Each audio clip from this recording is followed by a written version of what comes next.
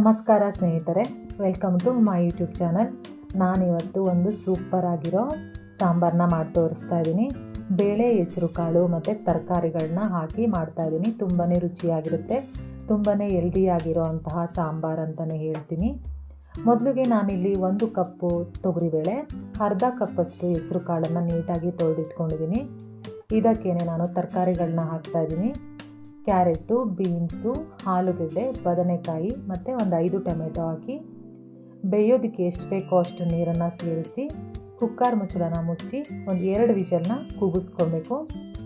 ತುಂಬಾ ಚೆನ್ನಾಗಿರುತ್ತೆ ಫ್ರೆಂಡ್ಸ್, ನೀವು ಒಮ್ಮೆ ಟ್ರೈ ಮಾಡಿ. ಮಧ್ಯಾಹ್ನ ಊಟಕ್ಕಂತೂ ಸೂಪರಾಗಿರುತ್ತೆ. ಹೆಲ್ದಿ ಸಾಂಬಾರು ಅಂತಲೇ ಹೇಳ್ಬೋದು. ಯಾಕೆ ಅಂದರೆ ನಾವು 4 ಥರದ ತರಕಾರಿಗಳನ್ನ ಸೇರಿಸಿದ್ದೀನಿ, 2 ಥರದ ಕಾಳುಗಳನ್ನು ಸೇರಿಸಿ ಸಾಂಬಾರನ್ನ ಮಾಡ್ತಾಯಿದ್ದೀನಿ. ಇಲ್ಲಿ ನಾನು ಖಾರಕ್ಕೆ ಬೇಯಿಸಿರುವಂತಹ ಟೊಮೆಟೊ, ಒಂದು ಸ್ವಲ್ಪ ತೆಂಗಿನಕಾಯಿ, 1 ಈರುಳ್ಳಿ, 1 ಸ್ಪೂನಷ್ಟು ಸಾಂಬಾರು ಪುಡಿನ ಹಾಕಿ ರುಬ್ಕೊಂಡು ಬಂದಿದ್ದೀನಿ. ಇವಾಗ ನಾನು ಸ್ಟವ್ ಮೇಲೆ ಒಂದು ಪಾತ್ರೆನ ಇಟ್ಟು ಒಗ್ಗರಣೆ ಮಾಡ್ಕೊಳ್ಳೋಣ.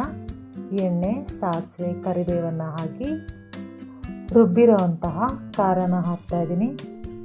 ಖಾರನ ಹಾಕಿ ಸ್ವಲ್ಪ ನೀರನ್ನು ಹಾಕ್ತಾಯಿದ್ದೀನಿ. ಇವಾಗ ಬೇಯಿಸಿರೋ ಅಂತಹ ಕಾಳು ಮತ್ತು ತರಕಾರಿ ಮಿಶ್ರಣವನ್ನು ಸೇರಿಸ್ತಾ ಇದ್ದೀನಿ. ರುಚಿಗೆ ತಕ್ಕಷ್ಟು ಉಪ್ಪನ್ನು ಸೇರಿಸಿ ಚೆನ್ನಾಗಿ ಮಿಕ್ಸ್ ಮಾಡೋಣ. ಚೆನ್ನಾಗಿ ಮಿಕ್ಸ್ ಮಾಡಿಬಿಟ್ಟು ಒಂದು 10 ನಿಮಿಷ ಕುದಿಯೋದಕ್ಕೆ ಬಿಡೋಣ. ತುಂಬಾ ಚೆನ್ನಾಗಾಗುತ್ತೆ ಸಾಂಬಾರು. ಅನ್ನಕ್ಕೆ, ಮುದ್ದೆಗೆ, ಚಪಾತಿಗೂ ತಿನ್ಬೋದು, ಚೆನ್ನಾಗಿರುತ್ತೆ. ದೋಸೆಗೂ ಕೂಡ ತಿನ್ಬೋದು. ಮಧ್ಯಾಹ್ನದ ಊಟಕ್ಕೆ, ರಾತ್ರಿ ಊಟಕ್ಕೆ ಪರ್ಫೆಕ್ಟ್ ಆಗಿರೋ ಸಾಂಬಾರು ಅಂತಲೇ ಹೇಳ್ಬೋದು. ಈ ರೆಸಿಪಿ ನಿಮಗೆ ಇಷ್ಟ ಆಗಿದೆ ಅಂತ ತಿಳ್ಕೊತೀನಿ.